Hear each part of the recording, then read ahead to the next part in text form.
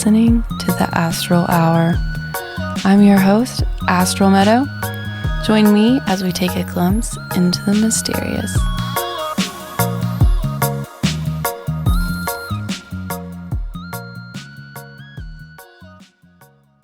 Welcome everyone. Today I'm joined with my friend Delane Cody. She is a yoga teacher at an addiction recovery center, a Reiki and Angelic light teacher, and Biofield tuning practitioner. She is also a metaphysical, ascension, consciousness, vibrational energy coach. Her life's mission as a lightworker is to help bridge the gap between the old and new paradigms in this important time of human consciousness evolution. Her passion is to teach and heal using modalities that have been important to her own awakening, have saved her from the depths of depression, and have sustained her with recovery from alcohol addiction. Welcome to the show. Thanks for having me. Thanks for coming. It's so nice to meet you in person. You too. Yeah. Could you give us a little background on yourself and your spiritual awakening journey? Sure. So it all started, I would say, on my yoga mat about 20 years ago, where I started doing yoga for the physical practice and soon fell in love with it after maybe doing it for 2 or 3 months, where it became a practice on all levels for me, and it became a spiritual practice, and it became a healing practice for me on also an emotional and mental level.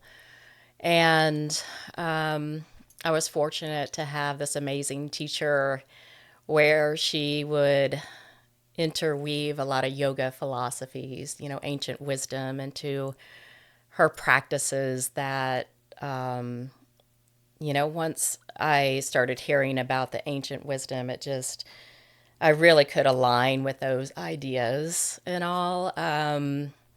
The more about the journey within rather than, looking outside of ourselves to constantly be feeding our egos and things like that. So it kind of started there. And then a few years later, I found meditation where I just so love meditation, where it's such an integral part of my daily practices now.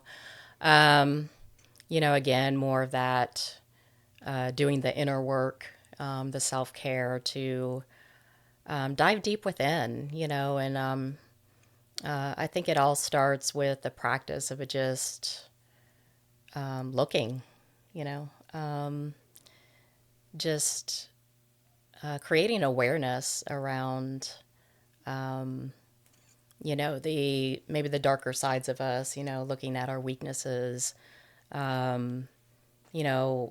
the willingness to just look, Right. just see what's there. And then it progressed to around 10 or 12 years ago, I started spontaneously having out-of-body experiences. Oh, okay. So that was a big shock and really started opening my eyes to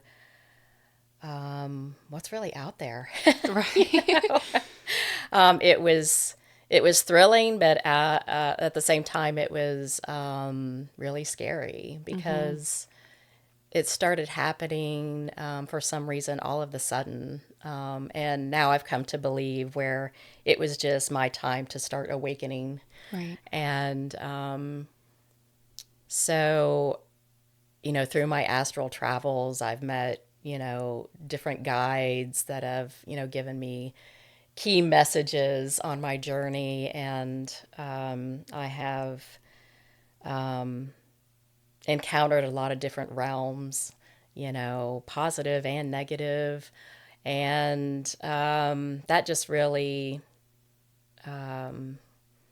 was like a key catalyst. And I think, to where I am now, and to guide me toward doing energy work and remembering who I really am. Right. So, yeah. Yeah, I love that. I was one of those that just sort of started having out of body experiences without being like, oops. But mine was when I was really young. It started when I was 4. Mm. And I just kind of thought everyone was doing it, And then as I got older, I'm like, I don't think other people are doing like remote viewing and, I would see things like events that were happening, but like I wasn't there. But like when someone would try to explain it to me, I was like, yeah, I was in the car. I saw, and, Right. but, Hmm. yeah, it was just like, I guess that was just my awakening started really young, but I wasn't meant to like fully piece it together until I was a little older when I started meeting other people and they would have these similar projections where they're like, I wasn't in my body. I was somewhere else. But yeah, it was like that's how I was getting like information in pieces of my story as I was meeting other beings. Right. Right. So I was like always like the kid that just thought there was, aliens but I looked at them like angels. Like I never viewed aliens and angels as two separate things. Right. And I don't know if that's just like being raised like in a Christian background and like seeing these beings that look angelic, like the way that they would describe angels. But they weren't, but they had that same aura about them as like kind and loving, like the similar mission and Yeah, exactly. I had a profound experience where a guide popped in, while astral traveling, and I've later come to realize that he's part of my soul group. And one thing that he said was just still, I know it was meant to be to further, align me with my mission here on Earth as a light worker. But he said, first of all, what was funny is when he popped in, I said, "Are you surprised that I can see you?" right? Like, like I knew who he was, but I didn't. It was kind of this, familiarity, but, and he just giggled and laughed and he said, well, yeah, like he Right. knew what was going on. Like he coordinated this whole thing, I think. And he said and he kind of had this playful, creative, like, and I've later learned that he's a musician, he's a guitarist. So he kind of has that energy and, he was like strumming his air guitar and it was crazy. Oh, yes. I It love was the so crazy. personalities. And he said, what's cool about you is you're close to your starship. And that, floored me because at the time, I had no idea what he was talking about. And so, going down that rabbit hole of trying to figure out what that meant, Right. It's just one of those experiences you remember every single little detail of what happened because it was so profound. And it wasn't until about maybe a couple years later, I was just Googling some things and I came across an article about star seeds and I forget whether it tied in Dolores Cannon, in Right. some way and how, she called them volunteers where other people call them star seeds but it wasn't from her writings, I don't believe, but whoever wrote it, was talking about the indigo children and the crystal and rainbow children and the different waves of star Right. The 3 seeds. waves of volunteers. Yeah, and something when I read it, I just was like so many butterflies and so like I couldn't wait to like finish the reading, it's just something just clicked with Right. me. And so by this time I developed more of an intuition and a communication with my guides. And so that night, I'm like, am I a star seed? Right. Am I a light worker? And then I saw in my third eye that night, they showed me like a carpenter's nail, like a nail. Interesting. They're humorous. Right. Right. Yeah. Like, I'm like, waking up like, what in the heck is this supposed to mean? And then it just occurred to me out of the blue, like you hit the nail on the head Ah, was the okay. message. And then I'm just laughing because, they always send me Right. like things to make me laugh. And so, and then that was kind of like a whole other turn of, going down the rabbit hole and reading a lot and eventually finding energy healing, one night, for the first night, I got on Meetup, the Meetup group. Mm-hmm. And I think this was in maybe 2015. And this Reiki share, like this meetup for this Reiki share, just kept coming across. It's like, even though I was flipping through other pages, it just kept repeating itself. Yeah. And so by then I learned to, recognize the synchronicities and the signs. And I'm like, okay, this is a sign. And I had always been curious about Reiki, but had never had a session and all. And so my first thing was I booked a session. I booked a Reiki session with this woman who was having the shares. And it's really indescribable once I went to the session of how it made me feel. Uh-huh. It was such a connection. And afterward, I used to describe it to people as, I'm like, I don't know how to describe it any other way except that I know I've done this before. Right. I know I've done this in past lifetimes. Right.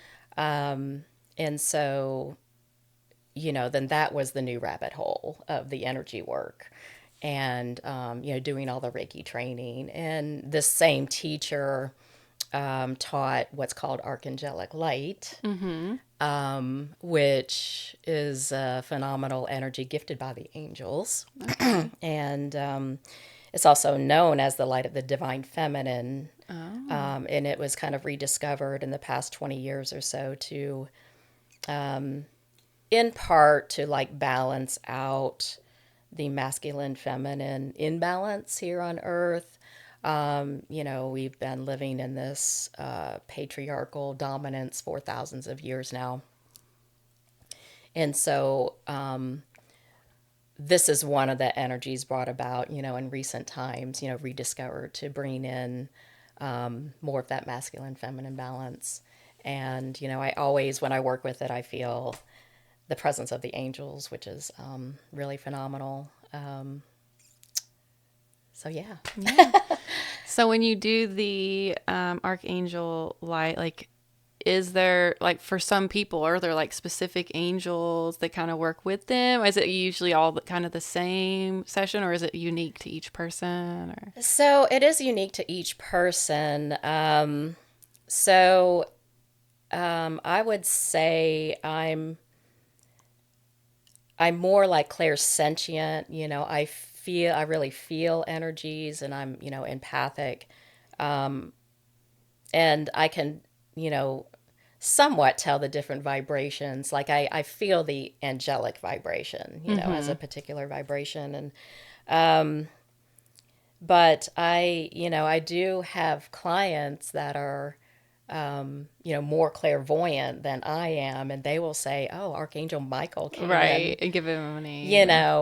That happened recently, and but I do have my own ways of confirming who is there. Right. Okay. Even though I don't hear and see, once I know there's a presence there, I ask my questions of, how, and get confirmation of actually who's there. Right. But yeah, it's just this awesome energy that if you're an energy worker, it's just a great, other modality to have in your toolkit. It does feel different than Reiki. And I just love that I have so many different tools to use. Right. And when somebody comes to me and says like, well, I don't know what I need, then, sometimes it hits me right away, I think you do better with a Reiki session today, or Right. Biofield tuning, or whatever. But particularly with Archangelic light, I feel like those people who, have really close connection with the angelic realm, I can usually tell, and my intuition is just like, oh, this is what you need. So it's all awesome. Right. It's really interesting. I didn't even think about this. I always do a spread before each podcast, just to, it kind of usually encourages me and tells me like, you can relax, like trust the divine. But today the teacher was Archangel Michael, and I didn't even think about that we were going to be talking. I mean, obviously, I Yeah. should have like immediately, but he shows up for me quite often, so I was Okay. like, oh yeah. But then when you Right. were saying his name, I was like, that's so funny that he came through my reading.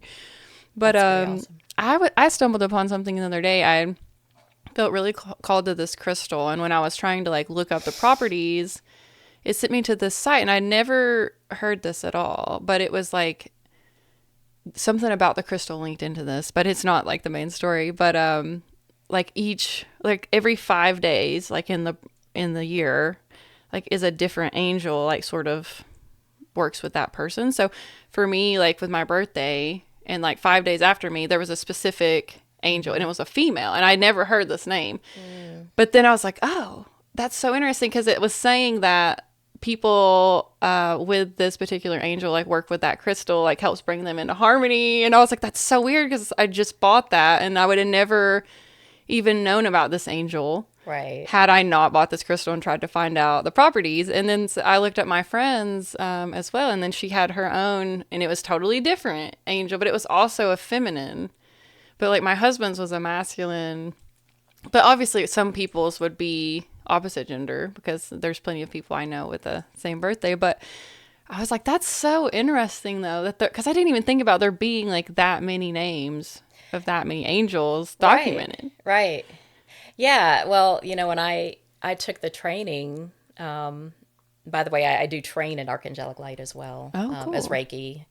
I train in both. When I was training, you learn about like all the different archangels Right. and a lot of the divine feminine goddesses who non-denominational but have come about, have incarnated on earth for particular reasons and with particular vibrations that was needed at the time. So it's really incredible work. And I love all Right. the synchronicities that happen once you're on this journey. Yes, I'm never not excited when I get a synchronicity. I'm like, every time I'm like, this is it. This is why I feel like life is so beautiful, because you do see how it's all interconnecting. Even in the Exactly. hardships, Right. there'll still be these little messages come through, and I don't know, it's just so encouraging and makes me Right. feel so just protected and guided, all the time, Right. So Right. could you briefly explain a little bit about what biofield tuning is? Sure. So in, I think it was 2019, I found Biofield tuning. I watched an interview with the founder of Biofield tuning. Her name is Eileen McCusick.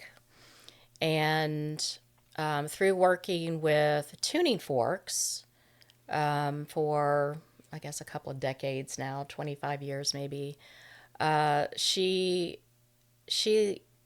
noticed that certain patterns started developing when using different frequencies, different forks around the body, in the biofield or in the aura. Right. And, she's just a naturally curious person and she considers herself a researcher. So she just started documenting all this stuff. And over time, she was able to find that,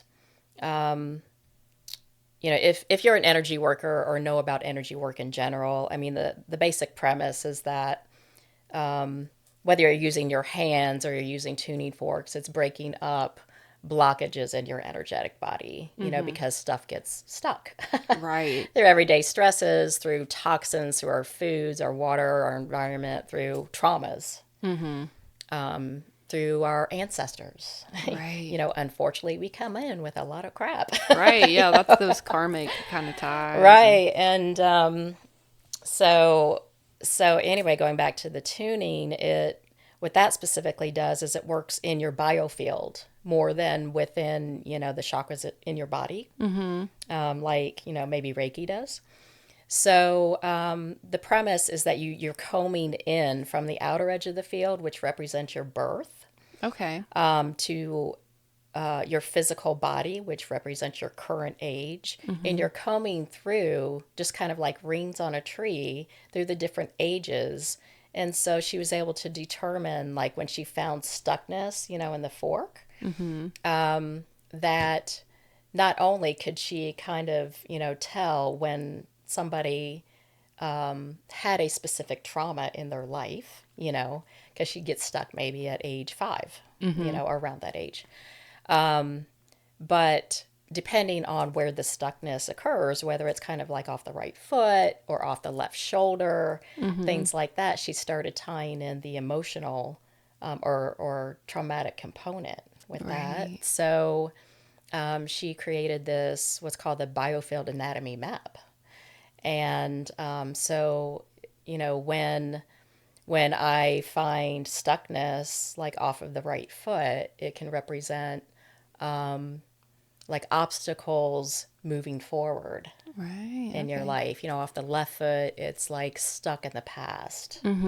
So the left side body representing more the past, right side future, left side feminine, right side masculine, and it all ties in together. And so basically when you find the stuckness in the body, you're combing into the appropriate chakra that it really is supposed to be flowing through in the first place. Okay, so you're like redirecting it. Yeah, so it's kind of like, you can say it's reintegrating, that pattern of trauma back into the flow, your energetic flow, the way it's supposed to. So you're not like kind of leaking or putting it Yeah, somewhere. kind of like, things get stuck out there, and it's just like helping to break up those patterns and move the energy back to the way it's supposed to flow. Right. Yeah, that's so interesting. I recently got a tuning fork that I've just been like using, kind of to clear my aura. That's what I'm imagining it. I use like rose water and I do the tuning fork, but I've been just playing with it with like random things. My friend came over here with this throat issue. Like he'd went to the doctor and they were like, it's all in your head. And because they didn't find anything. So I like did the tuning fork just because he's like one of those people that's open-minded. And everything sounded fine, but then I got like really close to his throat and hit it and it sounded weird. And I was like, oh no, this is happening. I was like, I've kind of read about this, but it just happened. But it was like he had a block, but I think it might have started out energetically, but he was starting to feel it in his throat. So I was like, I gave him some crystals like for that chakra area and was like, just, telling him to be mindful of that space and just imagining like light pouring in or even doing like a tuning fork himself. But I was like, that's so wild because like I don't know that much about it, but I experienced it happening where it just sounded weird. It was like but eventually I got the pitch to be like a full flow. Exactly. Yeah. You're natural. Right. I just like I had a girl on my show that talked about tuning forks a little bit. And that's when I was like, I'm just going to start doing this all the time. And I gave up coffee like soon after meeting her, and I got that tuning fork, and like I would start to get really anxious. Like it was like coming off of a drug. I swear my body was like twitching and I was just having like weird anxieties, but I would take the tuning fork anytime and just sit there until I would finally feel a little bit more normal, but I didn't think about like there being a map, and that's why I love that there's people like teaching and guiding you on that journey. It's really powerful work. I've seen some phenomenal things happen, like when I was taking the classes. When something big is being released and people almost like having a seizure or seizing, right? Like just getting so shaky. I mean, and it's visible, right? Things that I haven't experienced in the other, energy work that I do. So it can be quite profound. But yeah, just what you were saying is like, as a practitioner, you learn to hear the correct tone of the forks. And you use different frequencies, right? To try to break up, the snarl or the static, you can say out in the field, and you learn what the, I guess what you could say like the harmonic, what the fork is supposed to sound like. Right. And when you're able to clear something out in the field, it will get to that perfect pitch. Right. Okay. And when, that's one way you can tell when you actually hit some denseness in the field is it'll sound off. And it'll just kind of sound flat. Right, Or right. it'll sound like a really high pitch, Uh-huh. like almost it's screaming or something, Right. Like it makes me think of like a base. Sometimes the baseball bat hits the ball and it's like ting, and like, but Yeah, it's not the same tone that I'm used to hearing with the tuning fork. But sometimes right. it, yeah, it goes up. So it's cool work. Yeah, it's I guess it's considered sound therapy. Right. Sound Yeah. therapy, yeah. And that way, that's so cool. I've really loved it. I'll look into the map a little bit because I didn't think about like it's just like astrology. Like the chart is, teaching you like this area of your life, but the biofield is similar to that. It's like graphing, but it's like your aura and like your, emotional and spiritual bodies in that way. Yeah, I think even as energy workers, we tend to get stuck of like everything happens within our physical bodies. Mm-hmm. I mean, you may realize that we're energy beings, but I don't know. I mean, this is how it was for me anyway when I first started. It was kind of like everything's happening in the body, but, these things are occurring outside of our bodies as well, in our auras. Right. And things get stuck out there. Right. And this part of our energy pattern through our whole chakra system is, you know, through the main chakras. I mean, we have hundreds of chakras all over the Right. body. But, the flow, and then we have these masculine and feminine dominant flows. The feminine comes in from the bottom, Mm-hmm. the ascending current. And then over the top of the biofield, where the masculine comes in from, like the eighth chakra, Okay. down through the body, the descending current, the masculine solar current, and then up through the biofield. So you have these currents going in all different directions. And so, I guess going back to my yoga teachings from years ago, the ancients knew all this stuff about all these currents and everything. Right. Shiva And Shakti. yeah, and they taught about the energy body and these masculine and feminine currents. And Right. and they formed their traditions and their practices, their daily practices of the breath work and all around those currents, like the alternate nostril breath, Mm-hmm. closing off the masculine channel, and then, opening that channel and closing off the feminine channel, and, Right. to get, more of a balance, Stay. and things like that. Yes, So, I love that. I yeah. never thought about like the left side. I know the left side was like more feminine and yin, but like being the past and then the future. But I did have this acupuncturist one time. I was curious because I was hearing these sounds in my ears, like not tinnitus. Okay, it's not tinnitus, but it was like a tuning fork. It would be like ding, and I would be like, okay. But then I started noticing sometimes it was the left ear, sometimes it was the right ear. And then I Right. was like, do you have any advice on this? And she said that if you hear it in the left, it's something from your past trying to Oh, get your attention. And then maybe in the future, if it's the right side, maybe there's something in your future moving towards you. But I feel like she might have known about that biofield, but I didn't. She never okay, explained to yeah. me really like how. But I'm like, maybe that's what it is. Okay, I haven't heard that before about the references to, with the ringing in the ear. Right. I think of the ringing in the ear as us getting downloads. Right. Sometimes I feel like someone, has a earpiece in and they're like, Right. Yeah. like they get too close to the source. But I'll be like, you're gonna have to turn that one down a little bit. Like it's making me look weird out in public. Yeah, my energy healing teacher, she used to talk about that, and she was like, I have to tell them to keep turning it down because sometimes it's just so loud. Right. My husband will look at me and I'll like hold my ear even and I'm like, he Yeah. knows what's happening. But then it doesn't last. But so Right. it's just out of nowhere. But then now I've been more present. Like, so if it's my right ear, and then I try to take a moment to be like, okay, what's going on here? Right. So that I might be more aware of something Right. as, because it's future. So I'm like bracing myself in a way, or maybe it is just sort of like balancing me so that when I hit that future event, I'm like, operating from a higher level. I don't know, because it Yeah. does sound like a tuning fork. So I feel like somehow there's a healing involved in it, or like Right. a balancing. But Yeah, that's a whole thing is if you Google it, it's always tinnitus. But I've had tinnitus like after concerts and things. It's a totally different sound. Like this is a tuning fork sound. Right.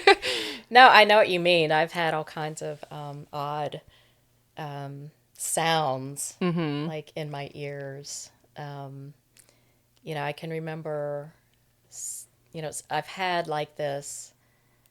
It sounded just like when you push the elevator button, like that ding. Yes. It sounded exactly like that. Right. It's like, what is that about?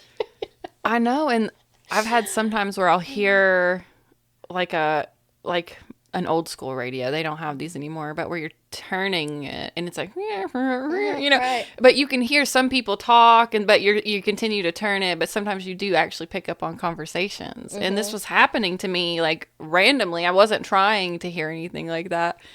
But I was like, I think I just heard our neighbor's conversation.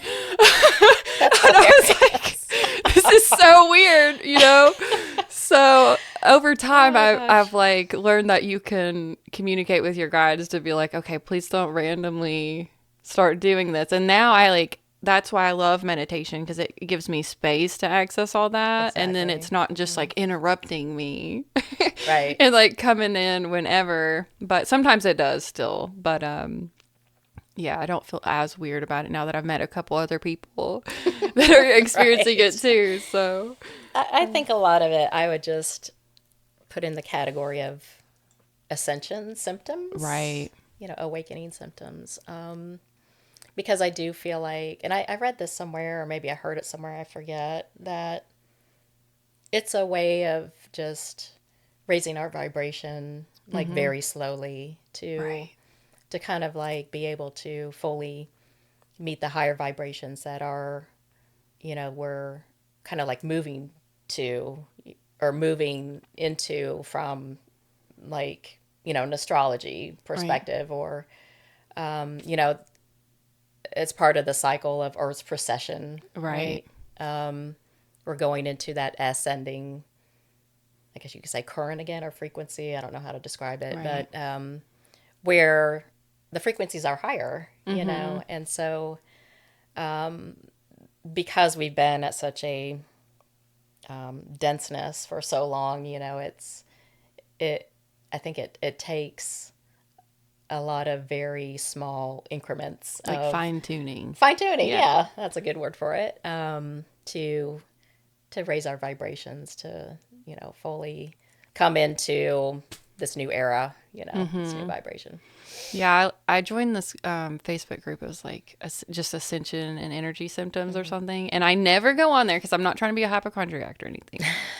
Unless I have something really weird and like there's no explanation, but it came on suddenly and it was, I'm just like, what the heck is this? And I'll go on there and there will be so many people that same day they're like, did everyone hear that?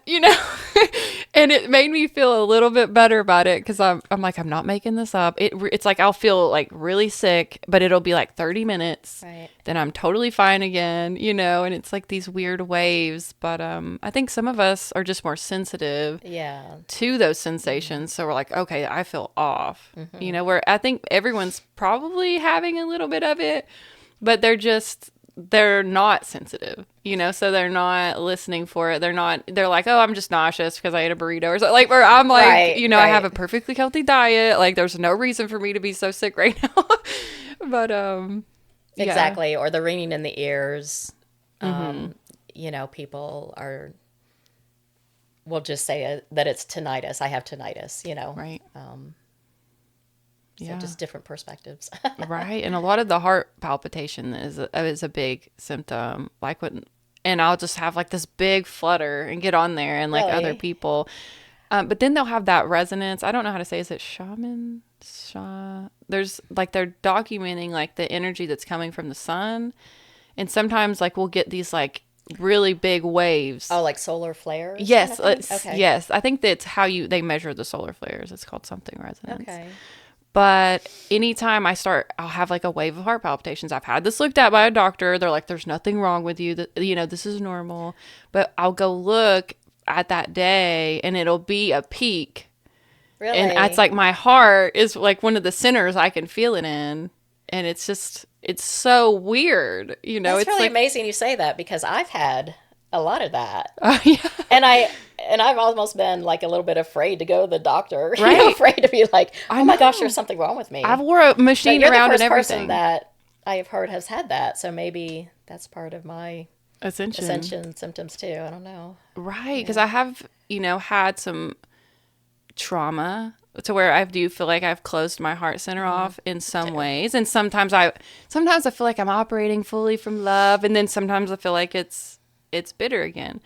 And then I had this Reiki session done with this girl one time, but it was distant. So she didn't know what I was experiencing. But I had this huge heart pound. Like while I was laying there, I just felt my heart like just skipping and just totally weird. And then when I read what she documented afterwards, she was like, there was something blocked in the heart space. I took it out. And I was like, that is so weird. I felt it. But I Wow. felt like Right. as my heart center was opening, it like shifted it, and Okay. it's like I could feel it, like the Grinch when his heart gets a little bit All bigger. right. And Yeah. I was like, oh, okay, maybe it's just heart opening It stuff. that makes total sense because Yeah, that's been one of my more closed off chakras as well as the heart. right. So that totally makes sense. Yes, Yes. yes. Um, let's talk a little bit about your unique style of energy coaching and what a session with you is like. Okay. So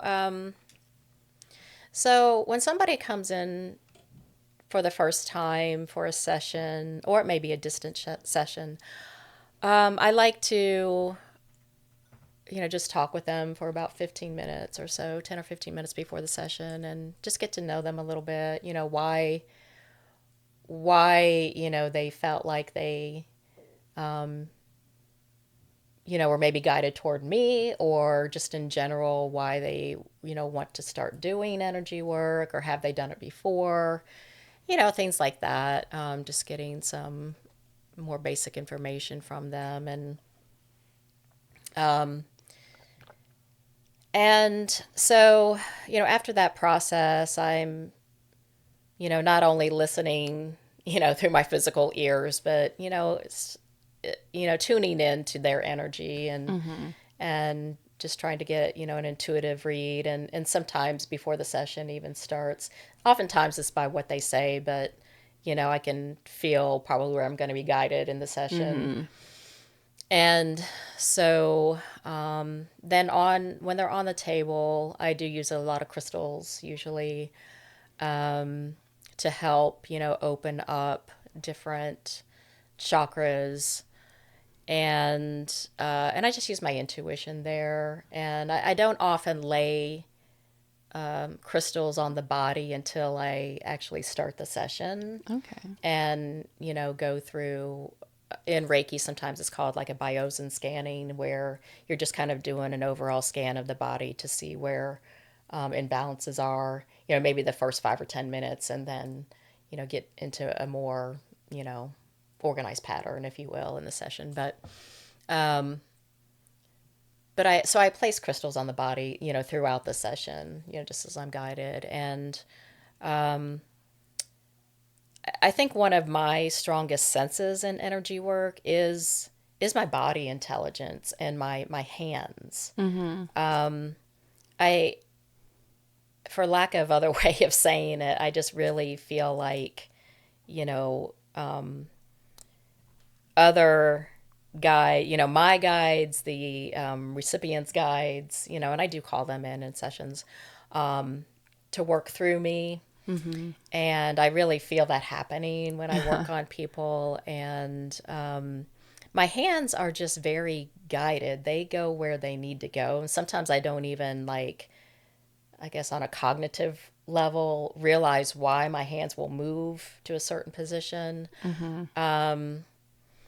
So, I think that's just more one of my, you know, gifts is through the body intelligence, because I Right. do feel like I've been, a healer in a past life, and Right. that really like seems to come forward when I do energy work, just like this remembrance, Right. So then I tend to, stay pretty silent a lot of times in my work, just because I feel like I can be the best channel for the energy that way, to try to stay in a meditative state and just concentrate on, my breath, or, and what I'm doing. And I ask the recipient to do the same, try to stay present. Except for Biofield tuning is a little bit different type of experience, where I do talk a lot more throughout the session. But at the end of the session, then, I sit the person down and explain what I have found, and I can tell, as most energy workers, I suppose, where their imbalances are. Like, I was really pulled to your solar plexus and to your heart chakras today. And if I feel like, they have low energy in all the chakras, I try not to overwhelm them, Right. and I just focus on maybe the two I was pulled to the most Right. in the session. And just being a yoga practitioner and being trained now in yoga for several years, I'm just, I guess, thoroughly versed in the chakras even before I started my energy work. So, if I through an intuitive process, as well as just my knowledge of the chakras, I can, usually say, well, okay, I was really drawn to your solar plexus today, and I decided to stay there for most of the session because that's where I was pulled to. And this could mean, low self-esteem, issues with self-confidence, that live in our solar plexus. A lot of energies live there. If I'm pulled to the heart, a lot of times it's an issue with self-love. I think self-worth and self-love is unfortunately an epidemic. I have found in doing this work a lot of times, but but also the energies of love and compassion and empathy and guilt, depression, forgiveness issues, can all resentments in the heart chakra. And so whether it's coming from my intuition or just my knowledge, or a combination, a lot of times I can kind of give like a report, and then I take notes. And sometimes I'm bad about sharing my notes with people, sometimes I'm good about it, but I hope to get back on a schedule of sharing my notes with clients. I feel like it helps confirm some things. Yeah, and I think people forget, they go home and it's like maybe they're a little overwhelmed with the first session, and all the information. So it's good to always have a reference to come back to later. Yeah, because you might have that same sensation again, and you're like, okay, well, maybe that was where she worked on my heart chakra. Right. So I feel like sometimes with Reiki, it can almost trigger some ascension symptoms. Yes. Like, I had some done the other day after I had this really sad disagreement with a friend, and I was so sick in my stomach, and I was just so depressed. And I hit this girl up, and I was like, I need help. So after the session, I felt so sick, and I was like, oh no, I don't feel better. I didn't feel better. It was like I had to do this final purge. Yeah.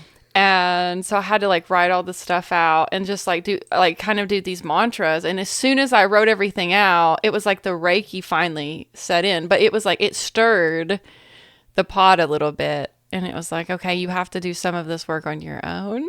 But then as soon as I wrote it out, and I cried, and then I was totally fine. Yeah. Like, my stomach felt fine. Right. I was finally like able to move forward and just feel just love. But like, yeah, I do feel like sometimes it can activate things because it wants to be like thought about. Like, sometimes the energies want to be, I don't know, like understood, so that way you don't have to go back for Reiki the next day because you didn't process it. Right. So it like brings up like sometimes memories or. Yeah, that's part of the healing process through energy work. Some people call it a healing crisis. Right. Some people just call it. I like to call it just side effects. Right. There are some side effects to it, and it's not uncommon, to experience things like that. I have myself, working on myself, and others that have done work on me. So what it is essentially is, it's it's something within us that is ready to be released, Right. you know. So it's you can kind of think of it as it's bubbling up to the surface, and you don't feel it until it comes to the surface. Right. Because it's You know, very so the unconscious. Reiki loosened it up because it needed to be released at that time. Right. And when it's on the surface, you feel it, and it doesn't always feel good. Right. Right. And so once you move that through, then yeah, you feel the clearing effects that Reiki gives. Right. Yeah. It was when I was sitting there and felt the physical symptoms where I was like, this is going to have to be Reiki. Like, and I've done a little bit where I can do it on myself, but there's points where I'm like, I need help, like outside help, because I am so fatigued, and I was in a bad place. Like, I hadn't been that low in a little while. And like, I could have done my work, but I was like, I'm going to reach out to my friend and just let her help me today. Like, I just felt really called for that specific person, and it was perfect. Right. But yeah, it was the physical symptom where I was like, oh no, I've let this, I've let this trickle down all the layers, and now I'm feeling sick. Right. But I knew that it started out as like a spiritual pain. Sure. And then yeah. eventually somehow it was like my solar plexus was affected by this. And maybe it was like I had some self-esteem stuff, like, oh, did I act wrongly? Or like, was I was like picking myself apart. So it's funny that was the center. That was just, and then I was eating. I was like, I could eat and it would not satisfy me. I had like this hunger. But when I got the Reiki, I ate and felt grounded. And I was like, I feel like my body actually like process the food. But it was like before the Reiki, I just was staying hungry. Right. So it's such a weird symptom, but Reiki really is like healing you on so many levels. Oh yeah, it's mentally, emotionally, physically, spiritually. Right. Because there's no separation. Exactly. Really. Right. So I could take like nausea medicine that day and I don't think it would work because that's just treating one of the bodies, not all of them. Right. So I feel like Reiki gets to that deepest level. It's not just treating the symptom, but it's actually like getting in there and clearing out the issue that caused that symptom. Exactly. So it's very like... Yeah, it can go very deep. To the root. Right. And sometimes that's like a quantum thing where it's like a past life, and you're like, oh, this issue's actually been there for a long time. Yeah. And yeah, sometimes, when I know I have an issue, it's a question of like, how many lives have I been carrying this around? Right. So yeah, I feel like, and I do think the newer issues release more quickly. Mm-hmm. If it's something you just, a new trauma, Right. trauma in your current life is actually, that you haven't experienced in past lives is actually a little easier to release. Right. It's not part of your identity. I feel like some of us like identify with our traumas and like it becomes so much about our story and like that, like biography becoming your biology in a way. I love that quote. Yeah. And, yeah, it's wild how deep rooted some of these things are, but it's so beautiful that like all these people are channeling these different types of energy healing. And it's because we're all, I think, ready to put some of those generational things behind us so that we can actually work on like the things in the present and not just be held back, Yeah, I think I totally agree that, I just think like it's a time for many of us to release so much stuff, that a lot of stuff from past lifetimes. Right. I feel like for whatever reason in this lifetime that's part of my journey is to release just so many things that I've been carrying over for a very long time. Mm-hmm. And I think it ties in, with my mission here as a light worker in this lifetime that's just a necessary part of the process. Right. And we need people helping. Right. Because this is like the whole collective shifting. Right. And so I feel like sometimes people are like, there's so many people in the energy healing world and all this. And I'm like, there's so many people though. Like we're not each other's competition, like Exactly. we are all needed at this Right. time to assist. Like it's the whole collective. And there's like, 100,000 energy workers and then billions of people, Yeah, So, yeah, I love that because I agree that it just reminded me that there's a few people in my life that aren't into this type of work that I uh-huh. do, and and they've asked me like, why do you train other people to do what you do? Mm-hmm. And I said, because we need to transcend this thing called competition. Yes. you know, Right. it's hard, Right. and I've been caught up in, like looking at my competition and like, Right. oh, oh gosh, I can't do what they do. And, Right. and all those things. But I think that's part of being a light worker is coming to know that that's old paradigm thinking. Right.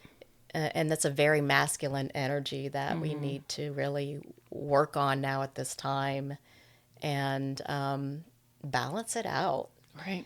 I wouldn't say banish it, but, Right. bring more of that feminine balance to where, we can uplift each other, Right. you know, And gather. So, whether they yeah. are our competition or not. And, it doesn't faze me in the least bit to train others because I feel like there's so many of us needed. Right. And they're going to go out. They have their own Right. people in their life. We all have like those 1,000 people that we connect with or whatever. But Exactly. they're different than yours. I mean, maybe you have like 10 mutual friends. Like, so maybe that's those 10 people might go to them. But you have so many other people, because I feel like we sort of pull the people that are ready for it. And Exactly. every light worker is kind of a different vibration. So, maybe like this other person needs that person because of their whole experience, and the way that they would do it is different than yours.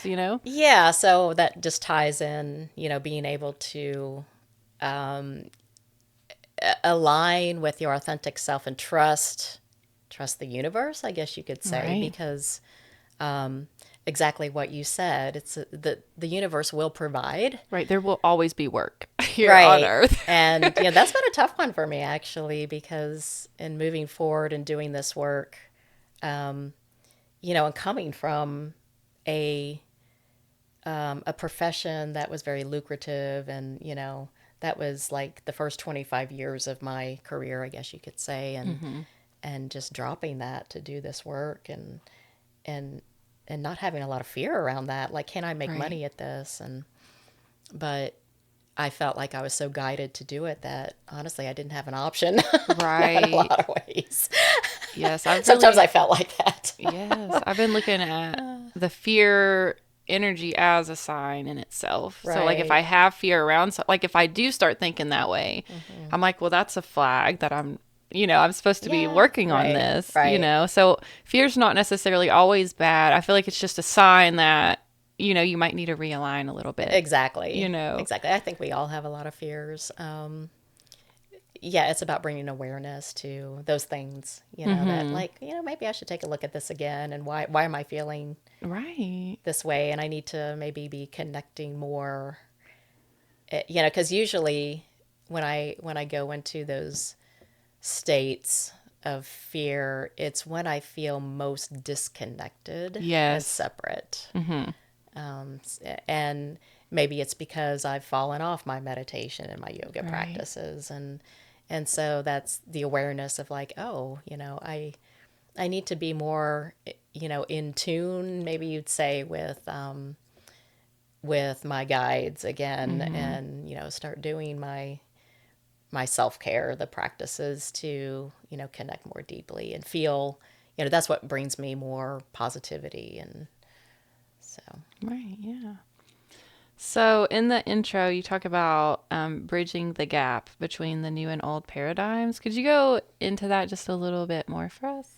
sure. So I feel like that's part of my mission here in this lifetime is to to teach, not only heal, but to teach others about these new ideas. I mean, there's a lot of different names out there now being thrown around for whether you call it new age or new thought or new earth, right?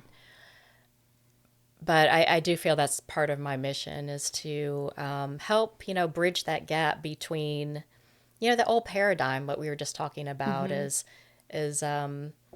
we've lived for thousands of years now in so much fear, Right. because of our conditioning and programming, Right. the way we were brought up. And that's, the old paradigm of having, so much fear and moving forward in life and, the competition, and, you'll never get anywhere unless you work really hard. Right. And, the more you do, the better, right? Do, Right. like, and then we've created this world that's just so stressful and busy because of those that conditioning, Right. from a very young age, and so I love to teach people about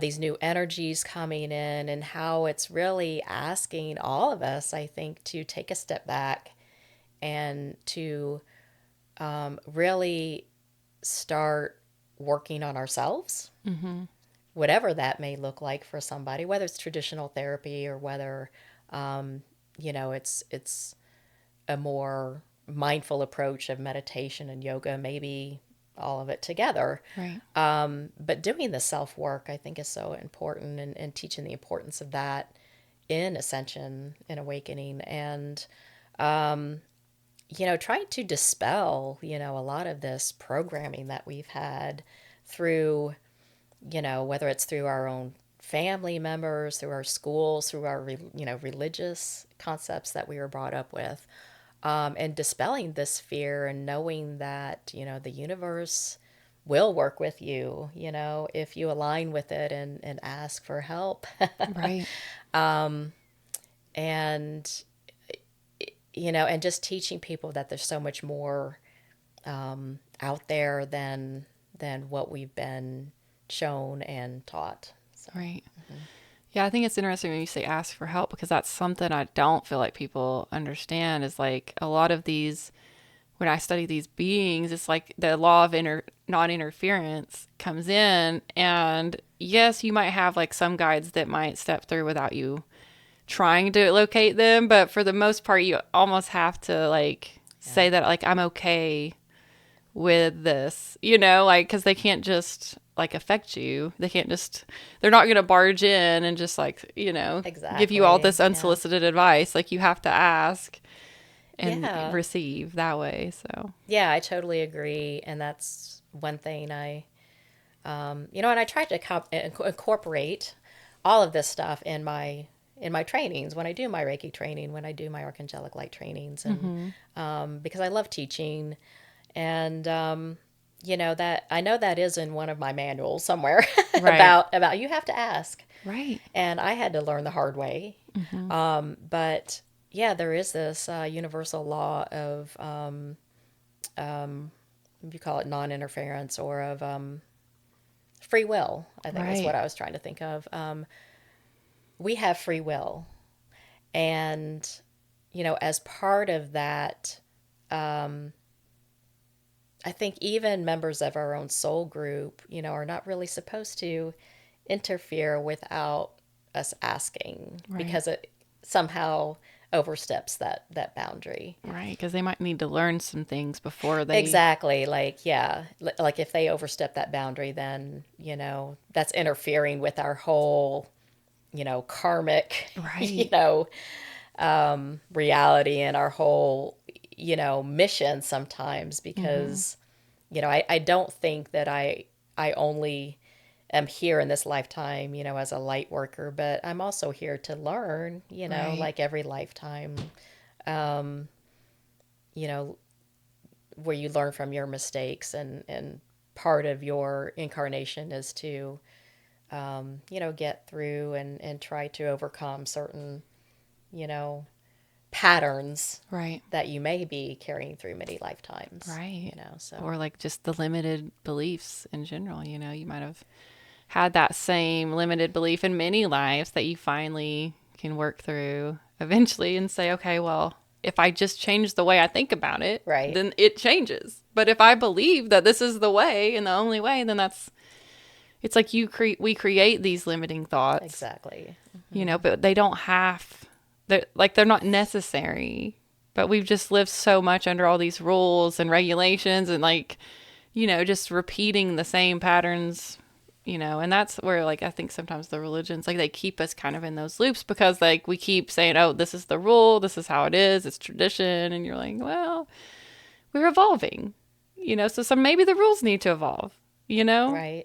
So yeah, I love what you just said about the way you think, because that's, I love teaching about those concepts as well. We are way more powerful beings than what we've been taught. Mm-hmm. And I think it's time to realize our own power and how we can affect change. And it starts with the way we think. Right. And I think, at least the way I was taught, and probably most, is that, if you have negative thoughts, whether it's about yourself or about maybe someone else, it's like you think in your head, like, oh, well, it's not affecting anything, right? It's just in my head.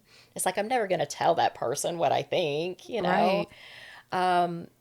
But I, have come to the conclusion that, yes, it does matter. And it Right. is affecting the collective. Right. Just by sitting there thinking, Right. and the way you think about yourself. A lot of us have a strong inner critic. I do myself. Mm-hmm. And, when you think badly about yourself, it's affecting everybody. It's affecting the collective. Right. So it all really starts there. Right. Right. And shifting that. So. Yeah, I was reading this book and it lightly went into magic and specifically the difference between light and dark magic. But it was saying that a lot of people, I mean, whether they believe in it or not, are doing black magic all the time because they're sitting there and they're like, oh, I effing hate this leader. And they're just projecting every time, you're like, I hate that person.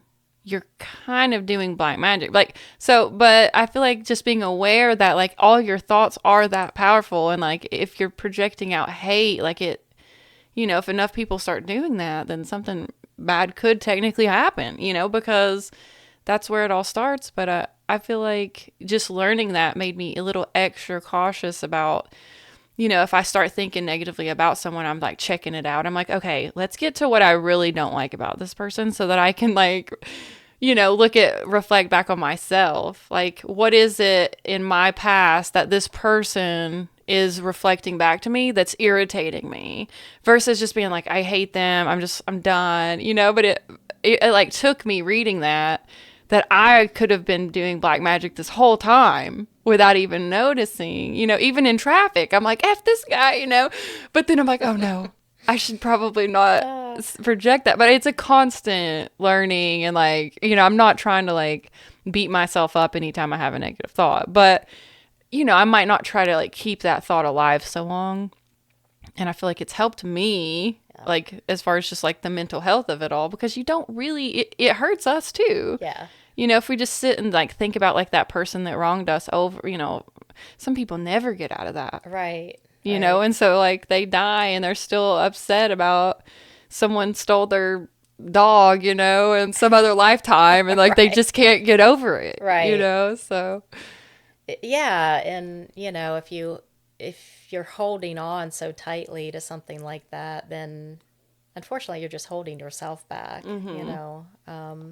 in your own evolution, your own process. But yeah, the part about what you said, and when you're maybe thinking badly about somebody else, or there's something about that person that you're just like, oh, I hate that about that person. Why do they have to do that? Why do they have to be that way? And then, through my own process, I've learned it's the reason why it affects me so much is because I might as well turn and point the finger at myself because, it's probably something about me, like I'm seeing in them Right. that I don't want to look at. Right. That you hate about yourself in that way. You're like, God, Exactly. I wish I wasn't so whatever, you know?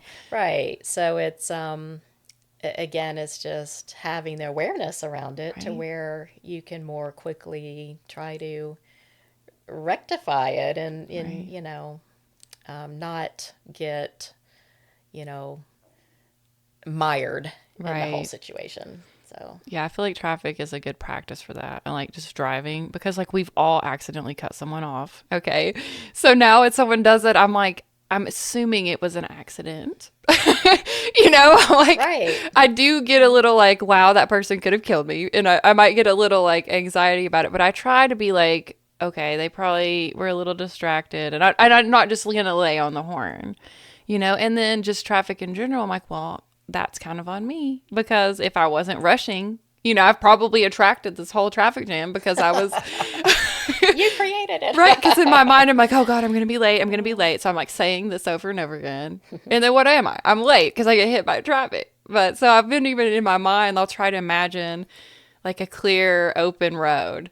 And so if I'm like scared about merging, I just imagine that there's no, you know, I see it be open and then there's never a car there. So I'm like, I'm affecting the flow of traffic somehow. I have like some say in this.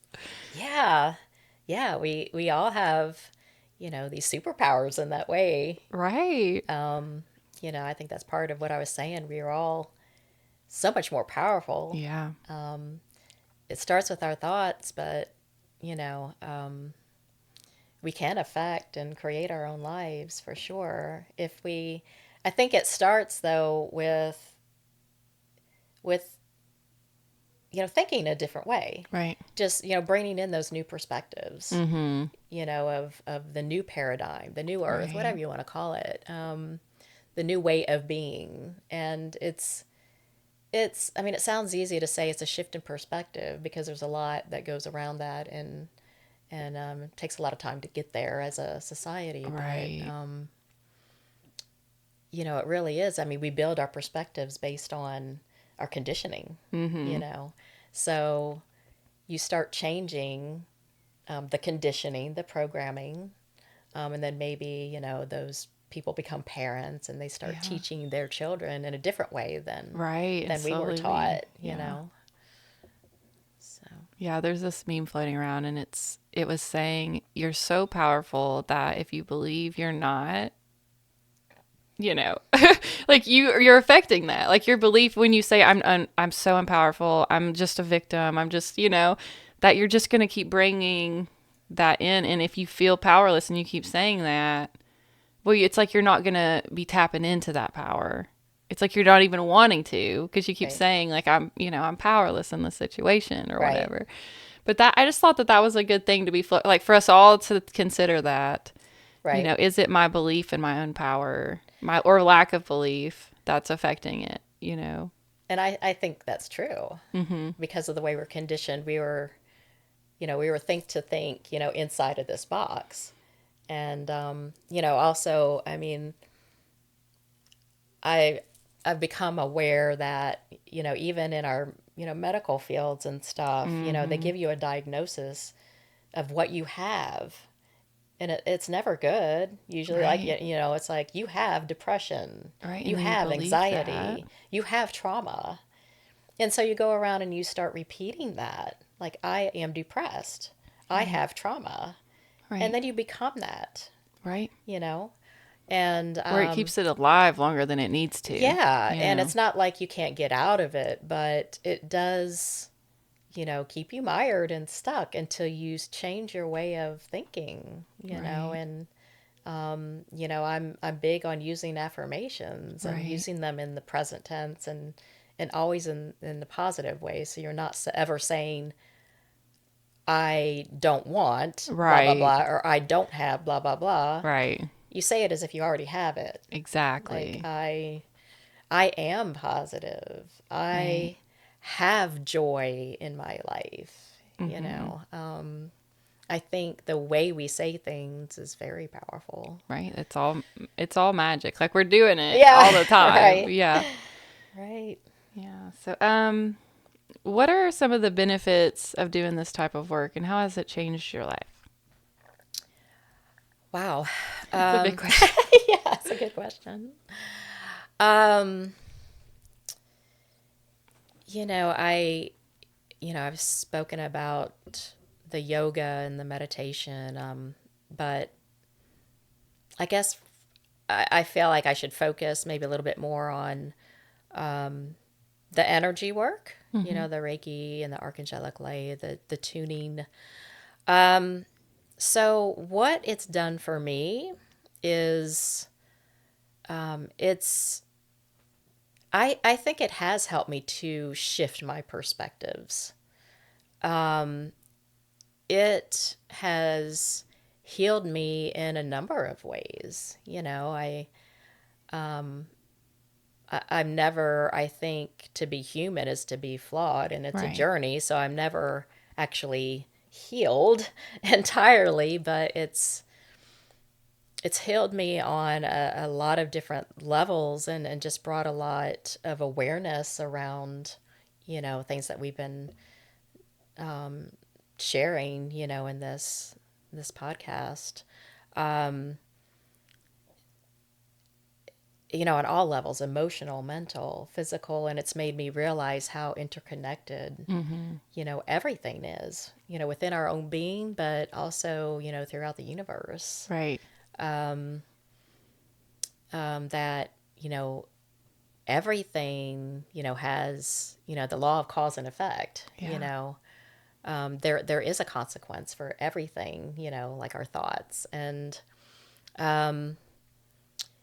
so being, you know, attuned is what you call it in Reiki. When you go through the Reiki training, you're attuned to the energy to be able to channel it. In Archangelic light, it's what they call an entrainment of energies. But I feel like being attuned to the energy and entrained to Archangelic light has put me even on a different level of just receiving the energy from someone else, because the greatest gift of that is you can work on yourself. Right. Now I can give myself Reiki. I can Mm-hmm. give myself Archangelic light. And guess what? After that point, once you pay for the training, it's free. Right. So it's like keeping you Yeah, so it's healthy. it's helping you stay healthier on all levels. Mm-hmm. I truly am,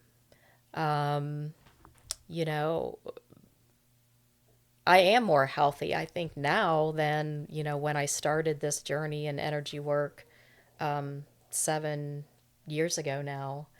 And I do credit, you know, the Reiki Archangelic light, all of it, Mm-hmm. and the yoga and the meditation, all of it, to being healthier now Right.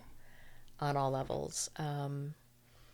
And it's, you don't have to be special. I mean, Right. this will work for everybody. And I would just suggest that, if you feel called to energy work, to go through the training, because Right. I think it puts you on a whole other level. Right. you know For yeah. sure.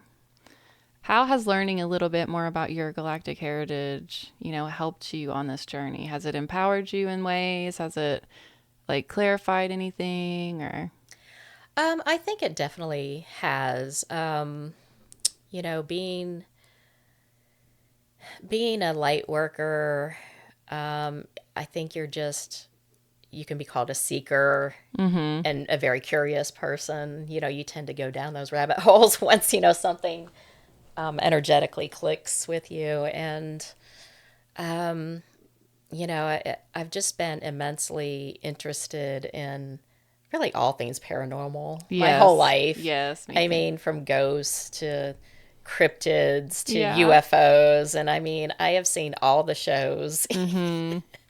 and more than once, I can assure you. And so just being fascinated with all that, started from a young age. But, as far as learning more about my galactic history.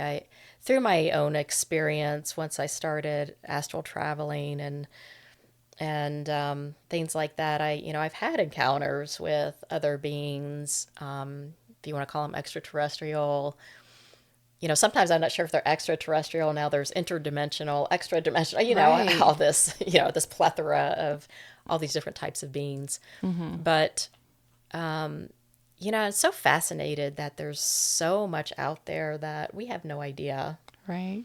We're not really taught about. In fact, people, throughout ancient histories that have, even thought about or talked about anything like this, they were shunned, a lot of Right. times killed, for their beliefs and, just crazy stuff like that. And I think we're just coming into a time in these times of awakening and the dawning of the Aquarius age that, it's time to start talking about things like this, Right. you know, um, and our connection with extraterrestrials and how they've played a part in our history. I do think we've all been genetically modified, but it was not in a with the intention of harm. I don't Right. believe. My encounters with ETs have always been very positive and sometimes very incredibly loving. And so I think it's empowered me to connect with my star family more deeply because I think they want that, Right. you know? And again, it goes back to like, well, you have to ask, Right. right? And so I think, of course, traditional religions aren't going to, suggest that you work with aliens. Right. No, they're not. And I think one thing I just like to say about, this concept of aliens and ETs, I think there's so much fear around it, from pop culture, our conditioning. And I would like to start, changing that attitude because there's so much love Right. and abundance in the universe. And, I would suggest that human beings are the ones that we should be afraid of, not the Right. aliens. Right. And just you can protect yourself too. There's like Right. ways of just, and I feel like that just takes the fear out of it for me because I'm like, I'd put the white light around me. I'm not in the fear vibration, so I've never had a bad experience. Yeah, yeah, and if you're on this journey, I think we can all say we've experienced the negative, Mm-hmm. and so yeah, it's learning techniques of protection and things like that, and it's a lot about standing in our power and not having that fear, and it's not easy, Right. but I think it's just necessary at this time to start changing our perceptions about who is out there and what is out there and their intentions. Mm-hmm. And of course, there's light and dark, as above, so below, and there are nefarious beings out there who don't have, us in their, best interest or whatever. Mm-hmm. But, you know, um, just like here on Earth, there's tons of good. There's tons of good human beings doing very loving service to humanity, and there's so much Mm-hmm. compassion. And I think out there in the universe, it's the same way. There's so many beings that would love to help us out. Right. You know, I think all of us have a connection, to our star families, and I think it just can open up so many new wonderful ways of thinking and Yes. being and living. Yeah, I think so many people, I'll hear them be like, I don't feel at home here. I just feel like I don't fit in. I feel like no one understands me and all that. And I was one of those people. But there was something about like kind of learning that maybe there's a reason why I'm not so comfortable here. And Mm-hmm. it's because it's not my origin point, and I still have these ties to these other lifetimes where I remember there being more unity and like the genders being more, blended in certain ways and people just, looking different and having totally different motivations. So, like, when I'm like looking around, I'm like, this is so like disorienting sometimes, but it made me feel just like better to know that it's a, there is the reason, and I'm not supposed to get super comfortable here because it's not the end for me. It's just like one of the many steps that I've taken for this, this journey through evolution of my soul. But like, I mean, I'm not trapped here, Right. and I have beings that love me that are still right there, because I think sometimes we get scared of like dying because we're going to leave our loved ones. But like, when you see these beings and you're like, wow, you've been with me this whole time. Like, no, they're still there, and even our loved ones that have crossed over, like there's these Right. connections, and Mm-hmm. it just makes you like less afraid, and like you feel more at home because you're like, even though I'm so far away from my origin point, like these, the beings that really were close to me in those lifetimes are still helping me, protecting me, trying to give me advice, reminding me. And it just makes me feel more comfortable here on Earth. Yeah, I love that. Yeah. I've had similar feelings, just, just this like, why am I here? Like, why, I do think though that we all choose to be here, Right. to come here to help, be of service of some kind. And, that gives me comfort to know it's like, well, I chose it, Right. and it's all to, evolve myself as a soul. Right. It's just part of my evolution, the good with the bad. So, yeah, I think as far as, I've heard a lot of people like say, yeah, they're not comfortable here on Earth. I don't belong here. I'm not Mm-hmm. from here. But I really feel like we all chose to be here to bring about the new Earth, Right. as light workers. And so we chose to be here, and I think many of us will choose it, in future lifetimes. Right. And many of us have been here in past lifetimes doing the Right. same thing here, right here on Earth. Yeah. And that's to evolve, the consciousness of the planet and, Mm-hmm. all the beings of the planet, because we all are interconnected. And, our consciousness evolution is directly tied to, many star groups. Right. So that's why, many of them have come to Earth for thousands and thousands of years to help guide humanity, because, we do have genetic ties. Right. Right. Yeah. And just thinking about Earth as a being in itself, that as we collectively ascend, we help our planet reach a higher vibration. And I've been looking into esoteric astrology a little. I'm not like a master, but they have like sacred and non-sacred planets. And certain planets, and those are like the more benefic planets, they've already went through the ascension, and they're considered a sacred planet, and they like assist you in a different way. But Oh, Earth, which they do look at Earth as like kind of a part of everything, is not, it hasn't evolved to that level of the sacred planet yet. And there's other planets too that aren't there yet, but it's like as we ascend, we help our whole planet reach that next level of being like, okay, we're past the karma here. It's like we get out of these loops and we've ascended to that sacred status. yeah, I definitely agree with that. It just goes back to everything is connected, Mm-hmm. so maybe part of, I've heard there's many other Earth-like planets, Mm-hmm. to, incarnate on and learn your lessons and work through your karmic, ties and things like that. But, usually, like, if you're tied to Earth in some way, then you continue to choose to incarnate on Earth over and over Right. again. And probably is partially, that connection to Gaia herself, right? Right. Mother Earth, and, helping, we've probably over many lifetimes developed a relationship with her in some sense. So, Right. we're a team. Right. And I read on this thing about like a nirvana, and like how some of these ascended masters, they don't fully want to dissolve back into the oneness, because they were like, even at that point, I would still hear the cries of my brothers and sisters. And so they choose to sort of hang out Yeah. and hold our hands through this. So, because they can't relax and go to sleep. You know, if all you're sitting there meditating and you just hear everyone crying but I kind of liked thinking of it that way, of like, it's such a beautiful thing that they hit that full ascension level, but they didn't choose to like move on.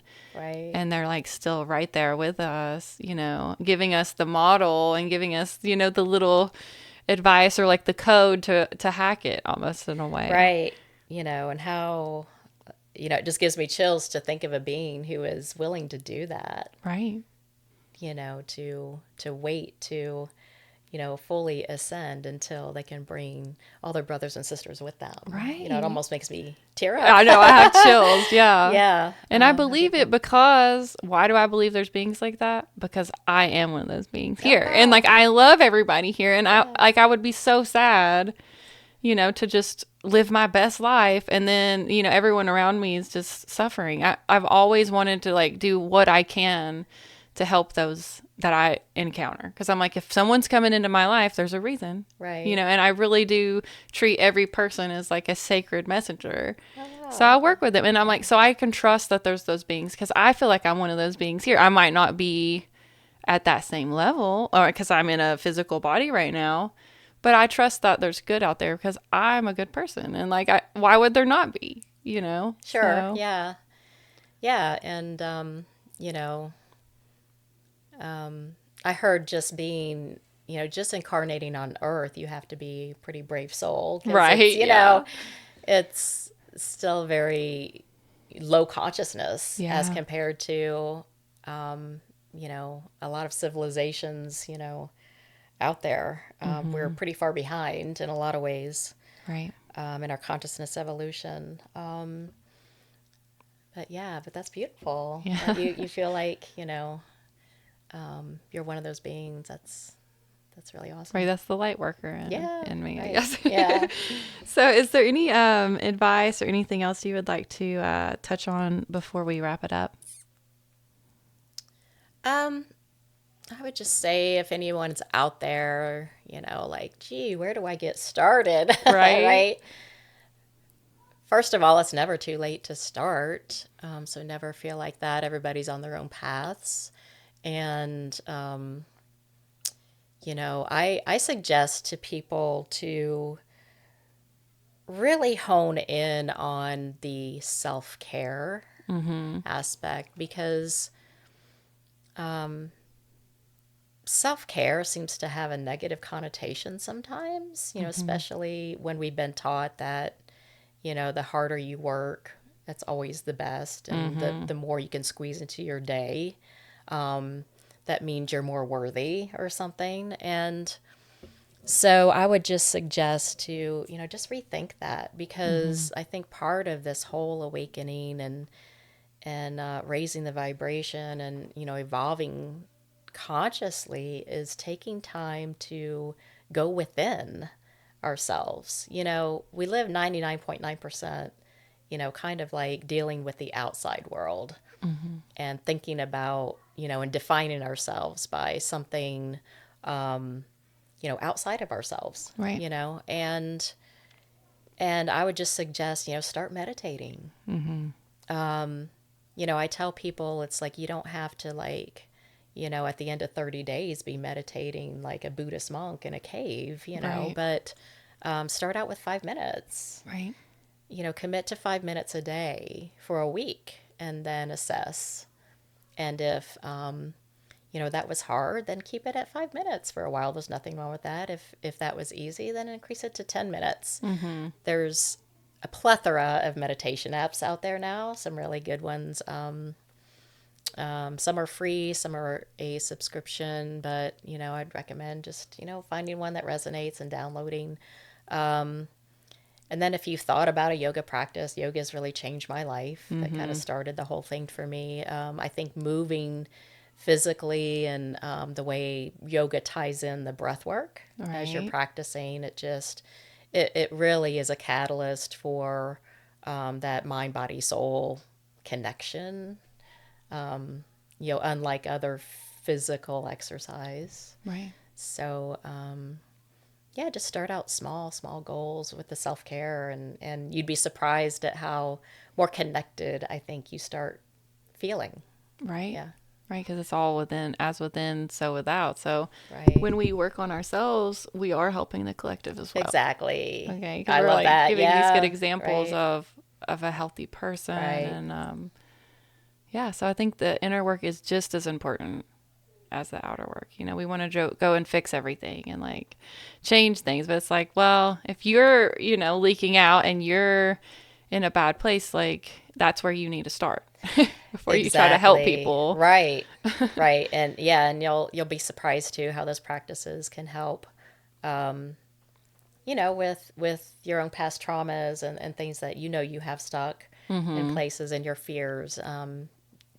It can help starting to shift, and I think that's just where it all needs to begin. Right. Yeah. Right. Yep. So, what's the best way for our listeners to follow you or book a session with you? And do you have anything coming up, like classes or anything? So I did recently just put out my 2023 training schedule for both Reiki and Archangelic Light. So I'm not a huge social media person, but I do have an Instagram out there. You can find me at Delane Cody 3. It's DELANECODY 3. And I am on Meetup. You can find me there by my business name, which is Warriors of Light. And also, I do have a website, Okay. warriorsoflight3.com. Okay. So altogether, warriorsoflight3.com, or you can just email me at warriorsoflight3@gmail.com. Okay. Yeah. And if you'll send me those links, I'll make sure to add them into the description so people can Okay. come back and find them easier. All right. So, I guess as far as training, my next training is I do have a level 1 Reiki training coming up on Sunday, December 4th. okay. Awesome. And that's in Knoxville, right? Yeah, so I'm located in Knoxville and I work out of my home. Okay. Yeah. Awesome. Well, thank you so much for coming out and doing this with me. Thank you so much. It's been fun.